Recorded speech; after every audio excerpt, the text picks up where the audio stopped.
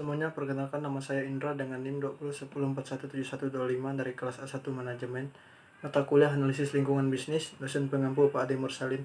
Kali ini saya akan membacakan ringkasan saya mengenai bab 4 dan pertanyaan.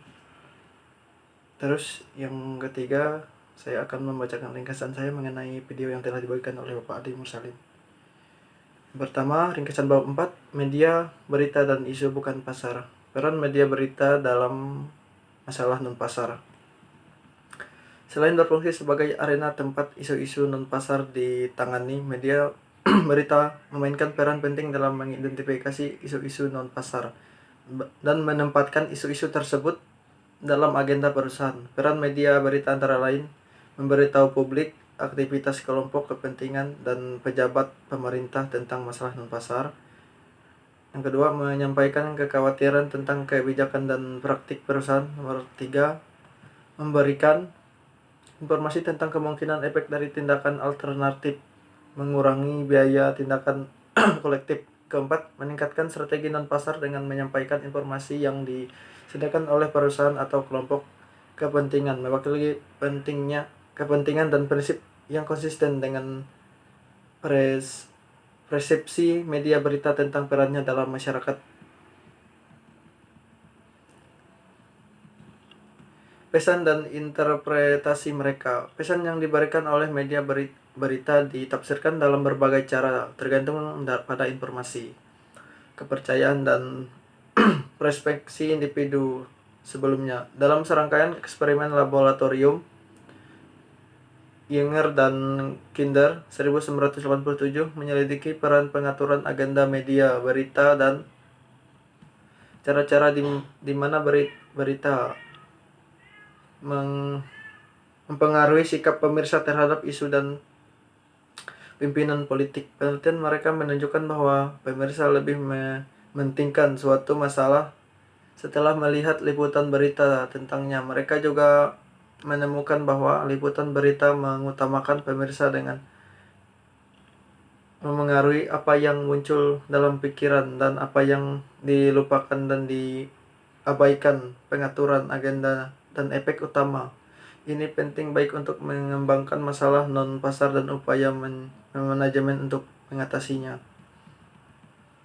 Teori liputan media dan perlakuan. Unit analisis adalah masalah, dan teori ini dimaksudkan untuk menjalankan secara prediksi, cakupan, dan pengobatan. Perawatan dapat terjadi dalam beberapa bentuk. Pertama, presentasi langsung tentang fakta dan deskripsi peristiwa. Yang kedua, menafsirkan fakta dan peristiwa. Yang ketiga, mengeksplorasi potensi, signifikasi, dan konsekuensi mereka. Yang keempat, advokasi atau tindakan. Kepentingan intrinsic audience. Menilai minat intrinsic audience dalam isu-isu seperti kebijakan perdagangan internasional, keamanan produk, perlindungan lingkungan, dan kondisi kerja di pabrik pemasok luar negeri umumnya terletak pada ranah penilaian daripada pengukuran. Signifikasi sosial. Perspektif signifikasi masyarakat memandang liputan dan perlakuan sebagai cerminan dari persepsi media berita tentang signifikasi suatu masalah bagi masyarakat. Menggabungkan dua perspektif ini memberikan teori liputan dan perlakuan berita sebagai fungsi dari minat penonton yang intrinsik dan penilaian media tentang signifikasi sosial dari masalah tersebut. Memperluas teori khayalan berita.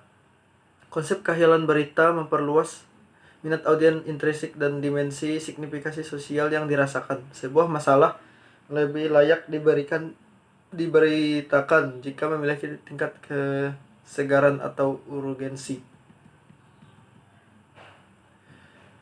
Keseimbangan dan keadilan. Keseimbangan membutuhkan penyajian kedua sisi masalah yang seringkali melibatkan pemberian kesempatan bagi berbagai pihak untuk menyampaikan pandangan mereka tentang masalah tersebut. Keadilan melibatkan tidak hanya memastikan bahwa mereka yang terlihat dalam suatu masalah memiliki kesempatan untuk menyampaikan pandangan mereka, tetapi bahwa seseorang atau subjek tidak disajikan atau diperlakukan dengan secara yang tidak adil. Sifat berita media organisasi. Berita sebagai bisnis. Di Amerika Serikat, organisasi berita dimiliki oleh perusahaan nirlaba, jadi laba adalah tujuan utamanya. Pesatnya perkembangan teknologi informasi dan komunikasi ditandai dengan hadirnya media online. Profesi.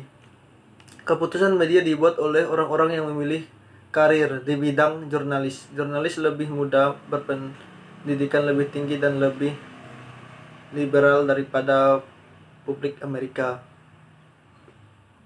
Faktualitas atau kebenaran. Dimensi faktualitas dapat dipahami sebagai derajat kefaktualan suatu berita atau bagaimana penulis membuktikan bahwa berita yang ditulisnya adalah fakta. Rayu 2006,40. Dalam penelitian ini kategorinya adalah A. Adalah pemisahan antara fakta dan opini. B. Ada pencampuran antara fakta dan opini.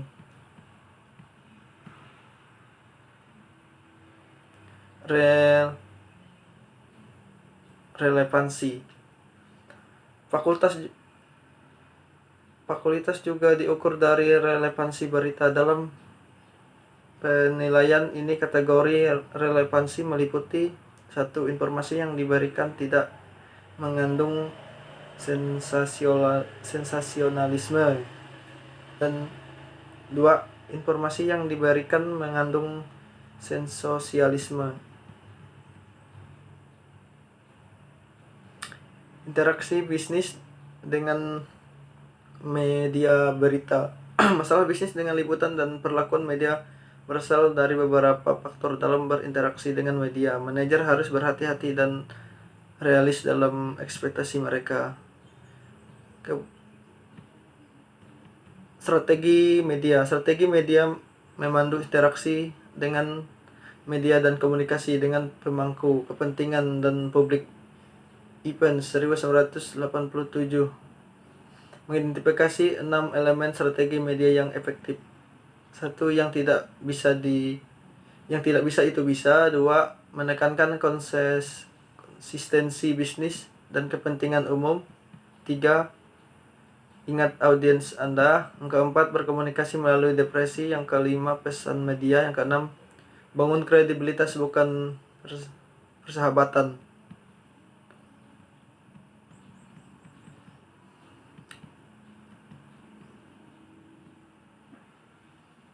Cara lain menyelesaikan perselisihan dengan media. 1. Dapat diselesaikan dengan cara pribadi. Yang kedua, dapat menempuh jalur hukum. Yang ketiga, dapat melalui jalur politik. Terus soal yang kedua, jelaskan bagaimana pengaruh media berita terhadap suatu bisnis yang Anda jalankan. Beri contoh media apa yang Anda ketahui. Apa Anda perlu bekerja sama dengan media berita? Jelaskan jawaban Anda.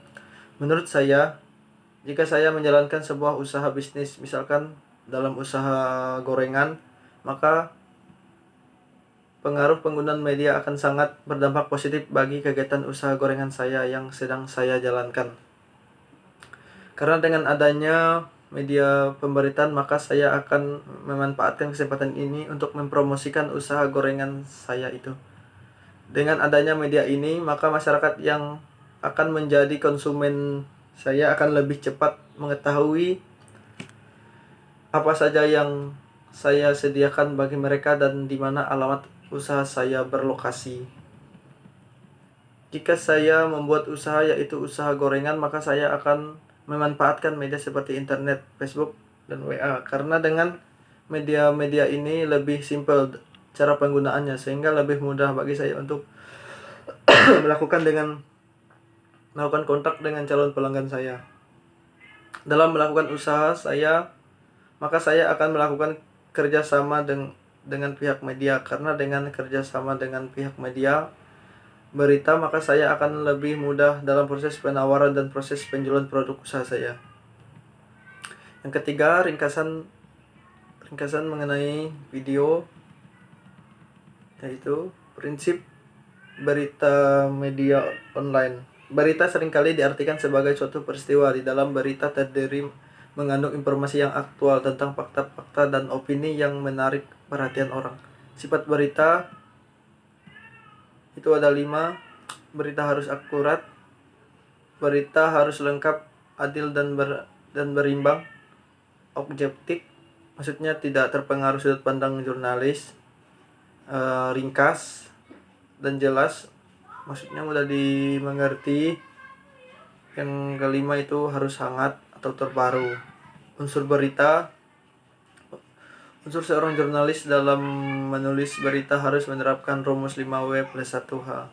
Yang pertama, what, apa yang sedang terjadi. When, kapan peristiwa itu terjadi. Ketiga, where, di mana peristiwa tersebut terjadi. 4, siapa saja yang terlibat. Why, alasan mengapa peristiwa terjadi. How, bagaimana peristiwa tersebut terjadi. Nilai dari sebuah berita. Nilai sebuah berita ditentukan oleh beberapa indikator.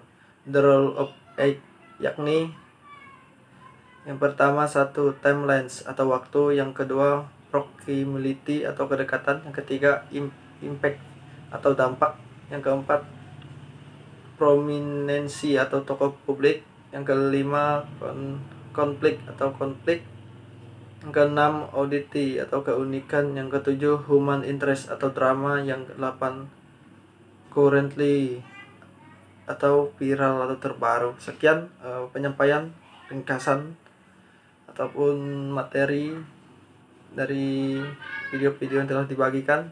Saya ucapkan terima kasih.